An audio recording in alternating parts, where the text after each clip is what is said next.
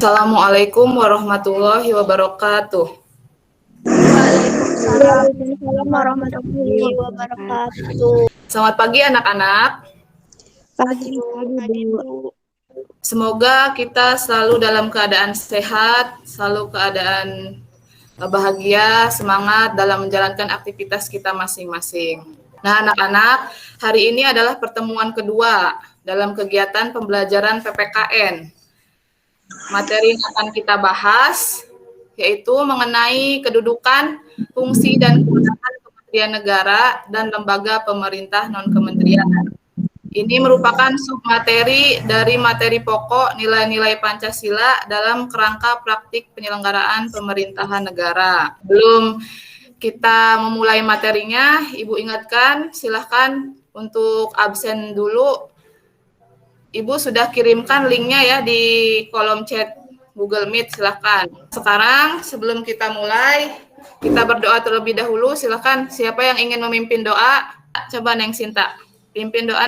Siap gerak. Sebelum belajar, alangkah baiknya kita berdoa terlebih dahulu. Terima kasih untuk Neng Sinta yang telah memimpin doa. Kita lanjutkan ya. Nah, karena sekarang dalam masa pandemi, Ibu ingatkan kita untuk selalu tetap disiplin mematuhi protokol kesehatan ya.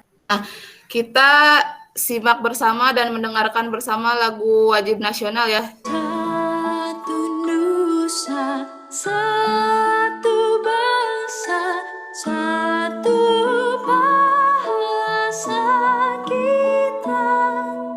Ibu akan menjelaskan tentang kompetensi dasar, indikator pencapaian kompetensinya. Menurut kalian bagaimana jika Presiden dan Wakil Presiden menjalankan tugasnya tanpa bantuan Menteri? Ada yang bisa menjawab? Silakan.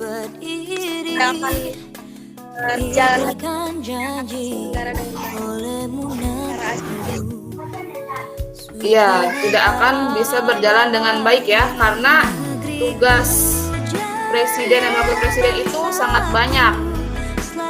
Maka Presiden dan Wakil Presiden memilih menteri-menterinya dalam sebuah kabinet untuk membantu melaksanakan tugasnya yang sangat banyak itu. Nah, silakan kalian lihat di bab 1, silakan dibuka di buku paket.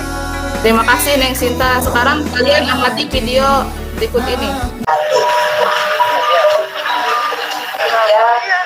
Nah, tadi adalah sebuah video mengenai kunjungan Menteri Pariwisata dan Ekonomi Kreatif, yaitu Pak Sandiaga Salahuddin Uno, ke daerah Cirebon dan Kuningan ya. Di sana beliau mengadakan sosialisasi tentang desa wisata, bahwa setiap desa itu memiliki potensi yang bisa dijadikan tempat pariwisata atau pengembangan ekonomi kreatif. Nah, itu merupakan salah satu tugas Kementerian Negara, yaitu menyelenggarakan urusan pemerintah dalam negeri dan luar negeri sesuai bidangnya. Nah, sampai sini ada yang ingin ditanyakan?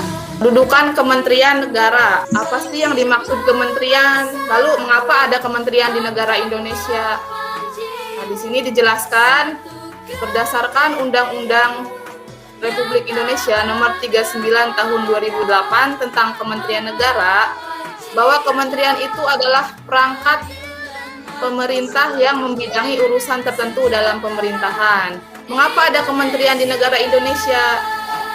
Karena negara Indonesia itu menganut sistem pemerintahan presidensial dan tugas presiden itu sangat banyak. Nah, Kementerian Negara ini diatur dalam Undang-Undang Dasar Negara Republik Indonesia tahun 1945 dalam pasal 17. Kemudian diatur juga dalam Peraturan Presiden Republik Indonesia nomor 7 tahun 2015. Ini dasar hukumnya ada 3 ya, pasal 17 Undang-Undang Dasar 1945, Peraturan Presiden nomor 7 tahun 2015, dan yang ketiga Undang-Undang nomor 39 tahun 2008 pasal 9. Lembaga pemerintah non kementerian. Lembaga Lembaga pemerintah dan kementerian merupakan lembaga negara yang dibentuk untuk membantu presiden dalam melaksanakan tugas pemerintahan tertentu. Lembaga pemerintah non-kementerian ini berkoordinasi dengan presiden, lalu berkoordinasi juga dengan kementerian. Contohnya Badan Nasional Penempatan dan Perlindungan Tenaga Kerja Indonesia ini berkoordinasi atau bekerja sama dengan Kementerian Ketenagakerjaan. Terima kasih ya Dede. Tadi kan di tugas dan fungsi Kementerian Negara ada di situ pengawasan pelaksanaan tugas, pengendalian pelaksanaan kebijakan kementerian. Jadi ini Menteri Kesehatan itu sedang melaksanakan tugas dalam rangka pengawasan, pengendalian dalam kebijakan atau program kementeriannya, salah satunya kegiatan vaksinasi. Selanjutnya Ibu akan membagi kalian jadi 3 kelompok. Silakan diskusi. Ibu beri waktu 5 menit untuk menganalisis kasus yang berkaitan dengan fungsi dan tugas Kementerian Negara ini. Silakan diskusinya di grup WA ya. Kita simak dengan baik. Silakan Nadila. Berdasarkan tugas dan fungsi Kementerian Negara, menurut analisis kami, kasus korupsi bantuan sosial COVID-19 itu telah melanggar kode etik dan tugas dan fungsi kementerian yang diatur dalam Undang-Undang Republik Indonesia Nomor 39 Tahun 2008 tentang Kementerian Negara. Terima kasih kepada Nadila perwakilan dari kelompok 1. Lanjut ke kelompok 2 pada Reka. Tugas kelompok 2 yaitu menganalisis kasus yang berkaitan dengan kedudukan tugas dan fungsi Kementerian Negara dan lembaga pemerintah non-kementerian. Konsep materi yang kita bahas itu analisis yang telah kami diskusikan yang berpedoman pada informasi yang diperoleh dari artikel Tribun News yang menyatakan bahwa yang terlibat bukan hanya pejabat-pejabat lingkungan Kemensos, tetapi melibatkan oknum pejabat di lembaga badan pemeriksa keuangan serta banyak vendor-vendor perusahaan yang memberi suap untuk mendapatkan proyek bantuan COVID-19. Terima kasih Reka, Sabrina. Kelompok 3. Ya. Silahkan Dede. Oke, baik. Saya perwakilan dari kelompok 3. Saya akan membagikan tugas kelompok saya. Konsep materinya, analisis kasus. Kasus korupsi ini akhirnya menjadi perhatian publik karena telah merugikan negara. Terima kasih pada Dede. Komentar Ibu yang pertama, tadi mohon maaf dalam etika presentasi itu kan harusnya diawali dengan mengucap salam ya. Tadi sepertinya ada yang tidak mengucapkan salam.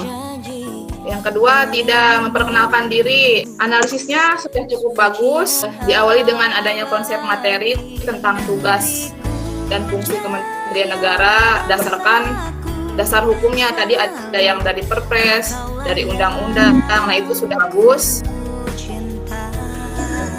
Seharusnya Menteri itu melaksanakan tugas dan fungsinya sesuai aturan dalam undang-undang dan aturan presiden. Di masa pandemi ini seharusnya kita itu saling bekerja sama, saling membantu.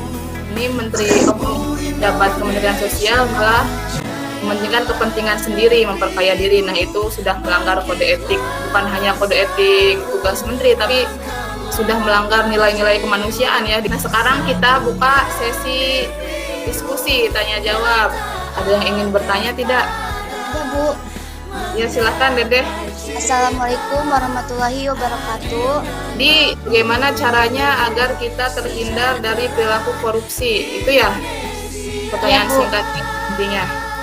Jadi begini, kita itu kan punya agama ya Neng ya. Setiap agama pasti mengatakan bahwa korupsi itu perbuatan yang melanggar aturan agama, betul tidak? Betul. Nah, oleh karena itu seharusnya dalam diri setiap individu harus menanamkan nilai-nilai religius dari agamanya masing-masing. Tentunya jika kita memperkuat nilai-nilai agama, keimanan kita, Insya Allah kita akan terhindar dari perilaku korupsi. Yang kedua, kita juga punya Pancasila itu kan ideologi negara kita yang paling ideal atau yang paling baik ya menurut Ibu dari ideologi-ideologi bangsa lain. Contohnya liberalisme, komunisme, itu kan ada kelemahannya. Sedangkan Pancasila itu ideologi yang menurut Ibu sangat sempurna dibandingkan ideologi yang lain. Kita seharusnya bangga menjadi bangsa Indonesia dengan ideologi Pancasilanya. Maka dari itu kita seharusnya wajib mengamalkan nilai-nilai Pancasila dalam kehidupan sehari-hari, gitu.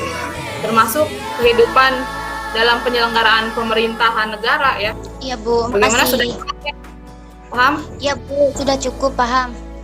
Kita lanjut ya, kesimpulan dari kegiatan pembelajaran di pertemuan kedua ini.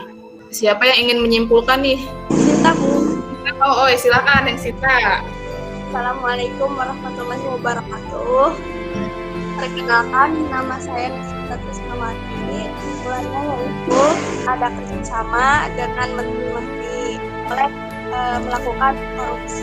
Kesimpulan yang diberikan Neng Sinta, jadi setiap kementerian negara itu harus saling bekerja sama dan berkoordinasi, betul. Dengan sesuai bidang-bidang yang terkait mungkin ya, Neng Sinta. Kemudian sebagai warga negara yang baik, kita harus menghindari perilaku korupsi. Kesimpulan dari Ibu ya. Betul, jadi kedudukan, fungsi, dan tugas kementerian negara dan lembaga pemerintah non kementerian itu diatur dalam dasar hukum berupa undang-undang dan peraturan presiden. Dan yang paling utama itu dalam pasal 17 Undang-Undang Dasar Negara Republik Indonesia tahun 1945. Kemudian Undang-Undang tentang Kementerian Negara dan peraturan presiden yang mengatur tentang kementerian negara. Di situ ada kode etik buat setiap kementerian.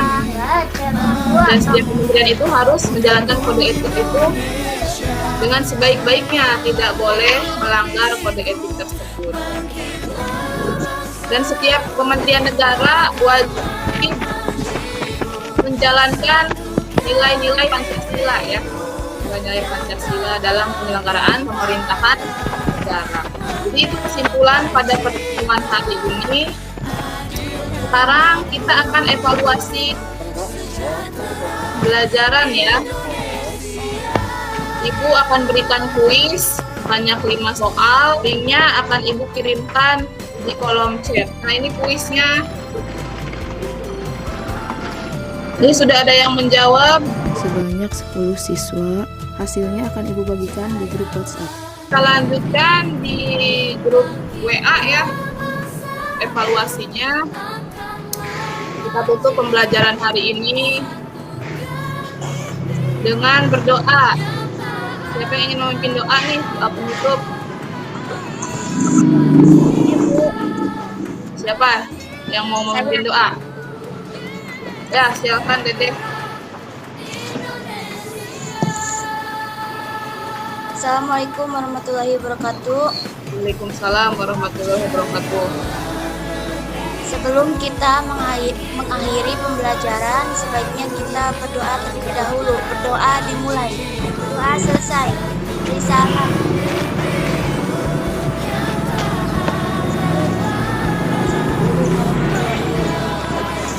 Waalaikumsalam warahmatullahi wabarakatuh. Terima kasih kepada semuanya yang telah hadir dalam kegiatan pembelajaran kedua ini. Minggu depan pertemuan ketiga kita akan bahas tentang nilai-nilai Pancasila dalam rangka praktik penyelenggaraan pemerintahan negara ya. Jadi tolong disiapkan dengan baik, kalian baca-baca terlebih dahulu ya, pahami materinya, pelajari. Nanti di pertemuan ketiga akan kita lakukan diskusi. Tutup. Assalamualaikum warahmatullahi wabarakatuh. Waalaikumsalam warahmatullahi wabarakatuh.